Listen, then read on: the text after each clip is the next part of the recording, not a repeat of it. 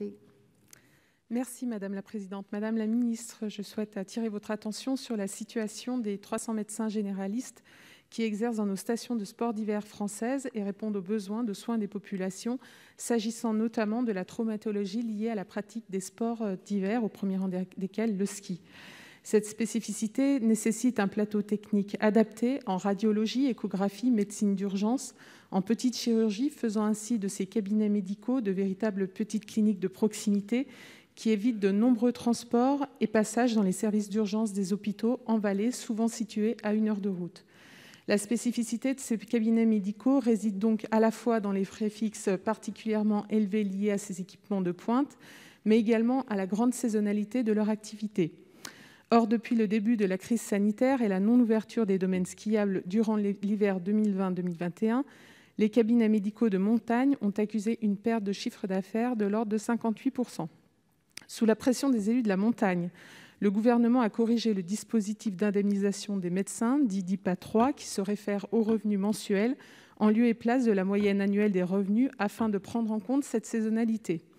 Or, il s'avère qu'au niveau local, les CPAM n'auraient à ce jour pas eu connaissance de ce changement de méthode de calcul, privant ainsi les médecins de montagne des compensations promises et fragilisant un peu plus leur situation.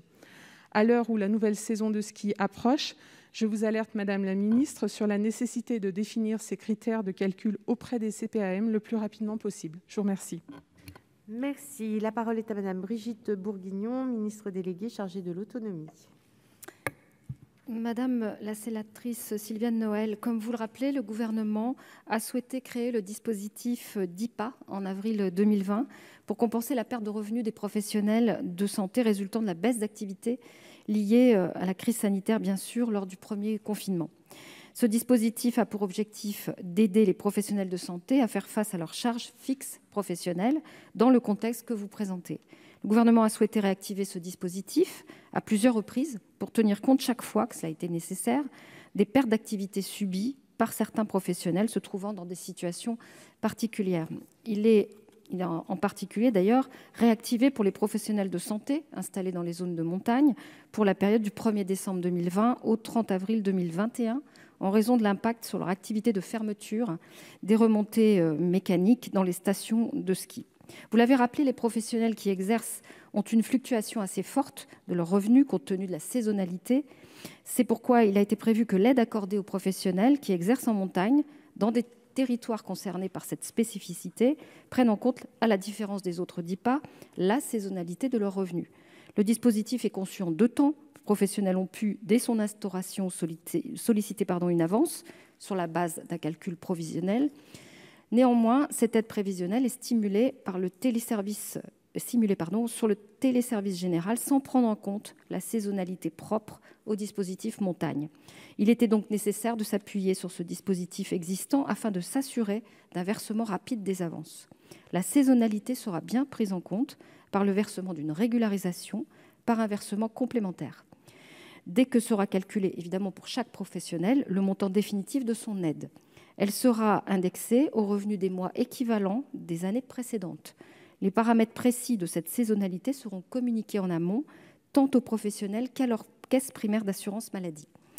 L'État tiendra son engagement d'un accompagnement spécifique donc des professionnels de santé exerçant en montagne.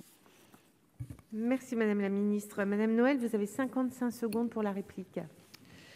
Merci Madame la Ministre pour ces éléments de réponse. J'espère vraiment que tout cela se traduira concrètement sur le terrain, car les professionnels de santé sont actuellement assez inquiets.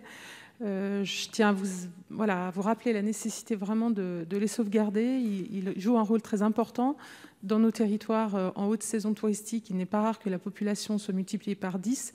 Ces professionnels de santé, ces cabinets médicaux de montagne prennent en charge entre 300 et 400 000 accidents de montagne chaque année, liés à la pratique des sports de montagne. Donc, ils sont absolument indispensables à la vitalité de nos stations.